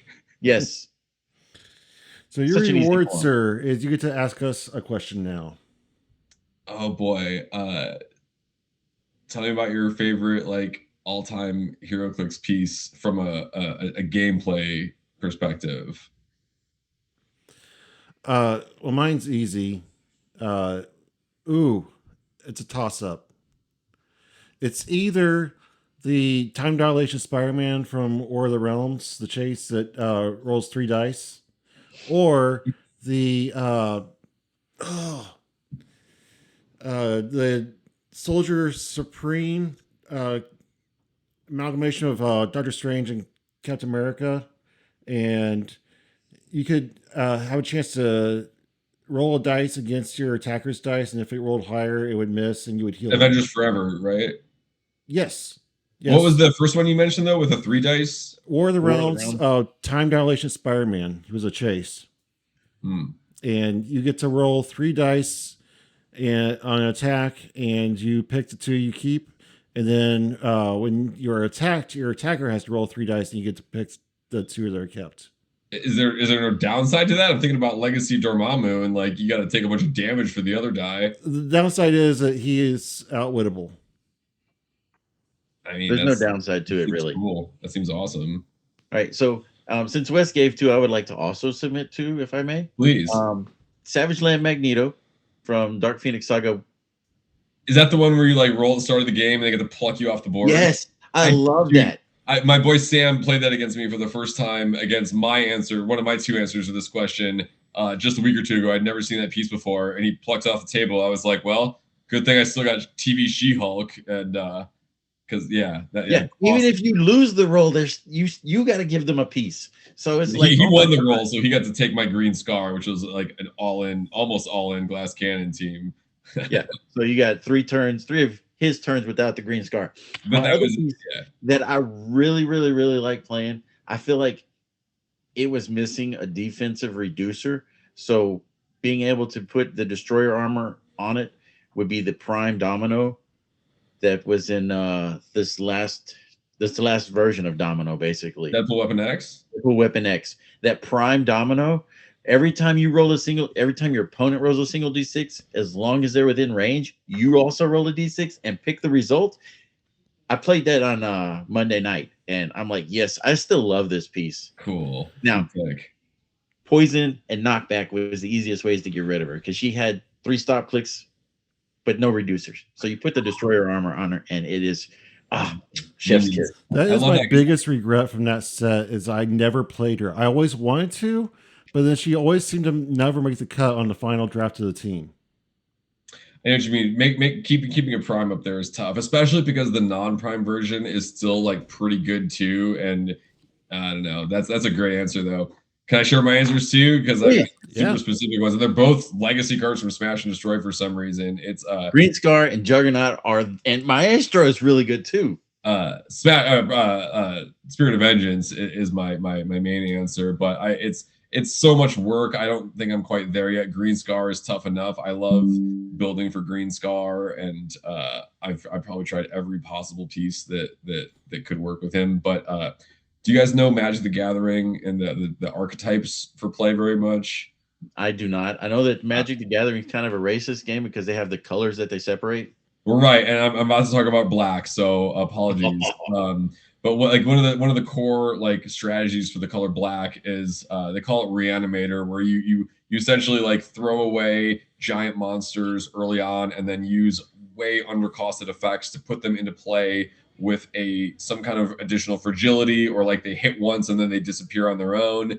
And I love flaming motorcycles, and Spirit of Vengeance is just a Magic Reanimator deck in Heroclix. You pack him full of giant monsters that you bring out way too soon, and they're fragile. And that connection is really like one of the key like catalysts for me falling in love with this game was finding just the right card to hit all of my boxes and still like capture what I loved about Magic and building in that space. And so Spirit of Vengeance is mega shout out for like potentially like the piece that got me into Heroclix to the degree that I am now. Were you sad with the errata? Oh, of course. I mean, even more sad about the temp ban in silver. And one thing that makes me sad about Green Scar is that that ultra old Clix base doesn't work on my tanks, because there is no nastier tank than Green Scar. I don't know. If you run that Juggernaut on the right team, I've seen him run on a Green Lantern team with Kyle Rayner, and he can run through everybody, and it's a crit hit, and it's like, oh my god, what the hell just happened? I just took 5-6 damage on everyone. Well, Smash and Destroy's legacies were just like the leader's really good too. Yes. And Maestro's look, Red King. If I'm playing a special game where Red King is banging. I love that that's like, pieces that old and understated on the legacy cards. Just like, this guy just has +2 all the time. As long as it's basically one opposing character. +2. Right. You're just doing the Wong thing. Ryan, I am so happy that you're here for our 100th episode. It's been a wild ride. Scott and I have brought this show a long way from its humble beginnings. largely due to Scott's talent and charisma that he brings to the show. So, Scott, Right. my, Give me too my much credit, chef's Wes. kiss to you, sir, for making Talking Clicks what it is today. I wouldn't have Ryan. started without you. So thank Thanks you. for having me, guys. You get you're prolific, and your guest list is impressive, and it's an honor to be a part of that. Thanks for having me. For our listeners out there, we will do a special episode to celebrate the time we've had together, and I will be giving away a brick that I have not purchased yet, so I need to buy it. And then we will unbox it live and do some kind of giveaway. We will reminisce about our favorite moments over the last 100 episodes. Awesome. that I will be look coming forward to it. Go patronize the Red, White, and Click shop and get a free badge of Gen Con. That's so much money. Thank you. Awesome. Thank you. very much for that. Wes, you have any last thoughts? Final thoughts? As always, if you're not playing clicks, you're talking clicks. My final thought is sometimes we just want to be heard, and listening is one of the kindest things we can do for each other. All right, final thought. I don't know. I'm still reeling from that sentimental haymaker out of nowhere from Scott. That's beautiful, man. Can I say that? Let's go with Scott's answer. All right. Well, thank you for being here. Thank you for everybody that's listening to us. Stay tuned for the next 100 episodes to come down the pike. And as always, Keep keep on on clicking. clicksing. Have a good night. Good night.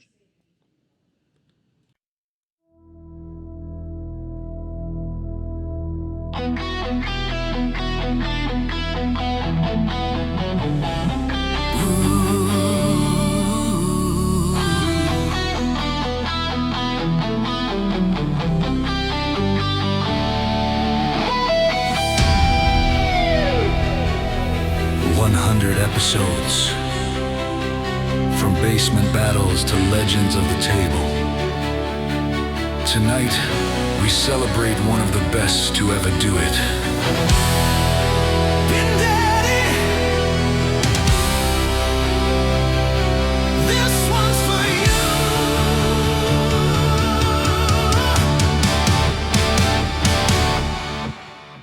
Late night grind under tournament lights, magic cards and endless fights.